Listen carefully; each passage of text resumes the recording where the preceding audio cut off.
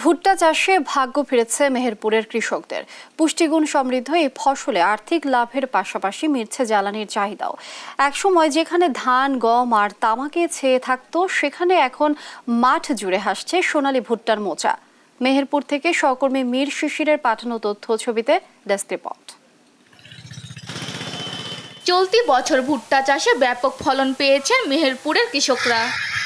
মূলত অধিক লাভের আশায় এখানকার কৃষকরা ঝোঁকেন ভুট্টা চাষে। বিঘা প্রতি 15 থেকে 20,000 টাকা খরচের বিপরীতে বিঘা প্রতি ফসল বিক্রি হয়েছে 45 থেকে 50,000 টাকায়। এক বিঘা জমিতে ভুট্টা হয়েছে আপনার 40-45 মন, তাতে বেচেছি প্রায় 900-950 টাকা করে। লাভই অর্ধেক দেখা যায় যে হয়তো 40,000-45,000 টাকা বেচা কিনা হয়তো দেখা যায় যে হয়তো আমি ফলন পেয়েছি 120 মন 25 মন, তাতে আমরা লাভবান হয়েছি 70-80 হাজার টাকা মতো লাভ হয়েছে।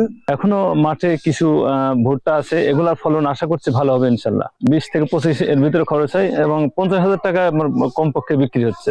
উৎপাদন আরো বাড়াতে চাষিদের ভুট্টা চাষের আগ্রহী করতে নানা পরামর্শ দিচ্ছে জেলা কৃষি অফিস। এবছরে ভুট্টা ছিল টার্গেট ছিল 18,000 হেক্টর, আমাদের হয়েছে 17,450 হেক্টর, 2,11,145 মেট্রিক টন।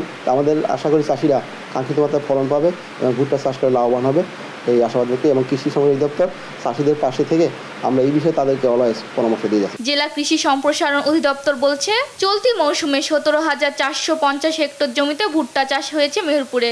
উৎপাদন লক্ষ্যমাত্রা ধরা হয় 2,11,145 মেট্রিক টন। নিউজ ডেস্ক, দেশ টিভি।